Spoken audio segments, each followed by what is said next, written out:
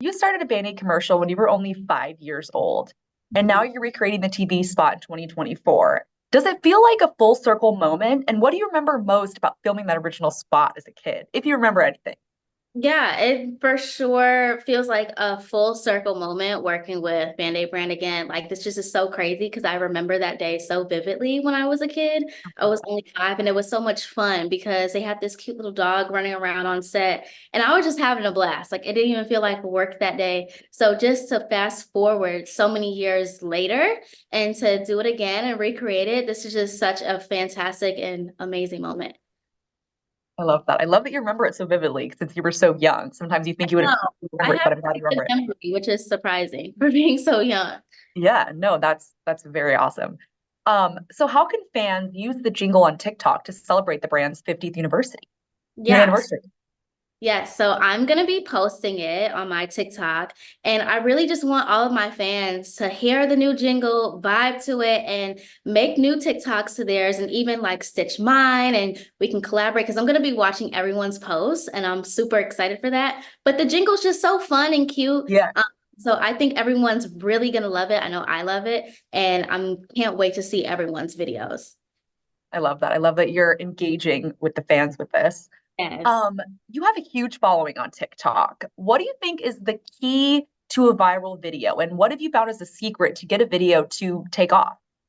I would honestly say just being yourself. Mhm. Those videos that go so viral, and it's always the ones that you don't expect to go viral Right. that do. But I just feel like when they're super authentic or just even funny moments, like I've even posted TikToks that I think are just so dumb.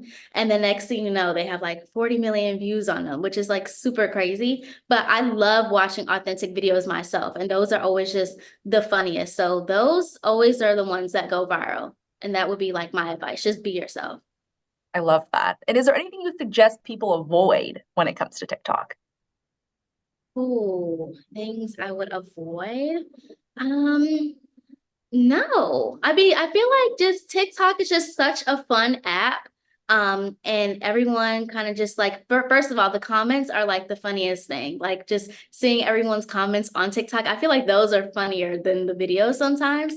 But I don't think there's really anything to avoid. Just yeah, have fun on the app and do what you want to do and don't listen to any negative comments. I would say that's probably one thing to avoid. That is great advice for all social media platforms, to be Yeah, honest. social media. What is your creative process for making TikTok videos and other forms of content creation, such as Instagram?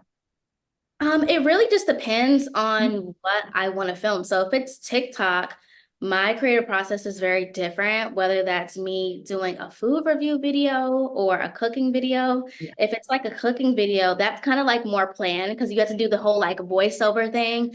It's a if it's a food review, I'm honestly just doing it live in my kitchen and I'm pushing record. So whatever comes out my mouth is what I say in the honest truth. But when it comes to like Instagram and other social medias, I feel like Instagram is more that app where things are more planned because it's like you have to make the caption and you have to plan to take the photos. TikTok is just more fun and just you being yourself. So it doesn't really have that much thought into it, which I love the best because it's just like you truly being you.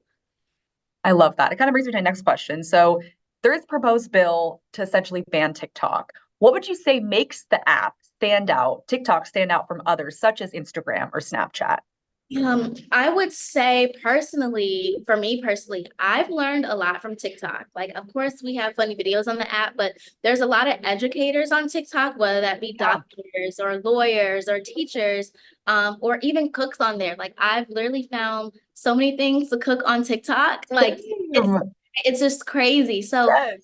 like TikTok is really educational. And I love that we have all of these people on the app being able to give advice and help each other. And it's really, you can learn so much from it. So I hope it doesn't get banned because I've learned so much from it. And it's not just like funny videos or creators, it's so much going on the platform. Yeah, that actually brings me one day I was having like a vertigo one day, and my friend goes, "Go searching on TikTok of ways to help it." And I searched it on TikTok, and the amount, I'm like, why didn't I think of that? The amount of results that came up for Right. ways to help vertigo, I was like, this is insane. I know it's crazy. And I always find the answer. I'm like, you know what? If I want to find somewhere to eat, I'm like, you know what? Let me search on TikTok because it's gonna pop up. Yeah. Yes, that is such a good point. Um, so what advice do you have for other aspiring young actors who are looking to break into the industry? And do you recommend making a social platform such as TikTok a priority for someone trying to get their name out there? Yeah, I would say, if this was like years ago when I got into the business, social media wouldn't really be a big thing because Right. there was no Instagram. But now I feel like Instagram and TikTok really is like a resume of your work. And that's what everyone's using these days. So I definitely would recommend it. It's great to showcase yourself and put yourself out there.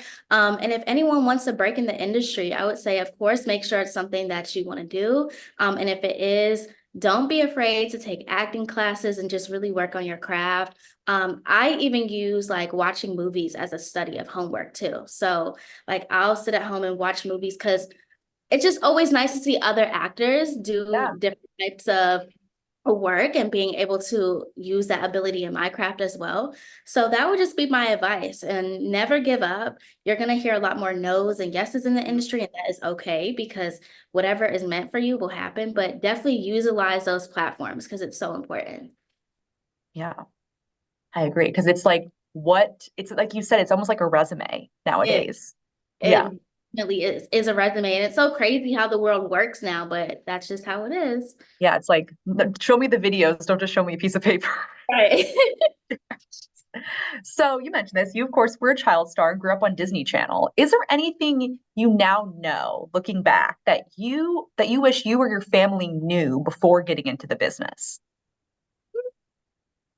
I mean, I don't know. It was just me and my mom doing this together. And I always feel like my mom had me very prepared and she was very hands-on. So any type of obstacles that came in the way, she was always there to support me. And she always made sure to ask me, no matter what, like, is this something that you really want to do? And I think that's so important to be Yeah, able to communicate that with your kid. And she never forced me to. She's like, if you want to be done tomorrow, you can. So just having a great support system like that, I feel like is really important. So there's nothing that I feel like I wish I knew. But I feel like being in the industry so young has taught me a lot of things, and also has made me have this kind of adult mindset, which an average kid probably wouldn't have. But I'm actually really grateful, like for the opportunities I've gotten from being a child star and being in the industry so long. So it's been pretty positive for me. I love that. And is there anything that you wish people knew about child stars? I feel like there's so many, everyone has their own experience, but there's something that you feel like maybe is a misconception or like, maybe about someone's childhood or anything like that. Is there something that you wish people knew about child stars that they I don't? wish people knew that we actually do have to put in the work and it's not just like so easy because people just see what you see on TV, which Right. whether that's a movie that's an hour and 30 minutes or a TV show only 30 minutes. So they're thinking like, oh, it's so quick and it's so fun and they get to do all this, but it's honestly a lot of work. Some days you're working 10 hours, depending on your age. You can be working 10 hours. Once you get to Yeah. that adult age, it's 14 plus hours. And it's so many different changes. I know when I was filming my TV show, like what you guys would see on TV wasn't what we used to do beforehand. Like the script changes every single day. We're having to Right. memorize something, or we're on set and they're like, you know what, we want to change the whole scene and you have 10 minutes to go and memorize it. So it is a lot of work. And I feel like people don't realize that because you don't see the behind the scenes things.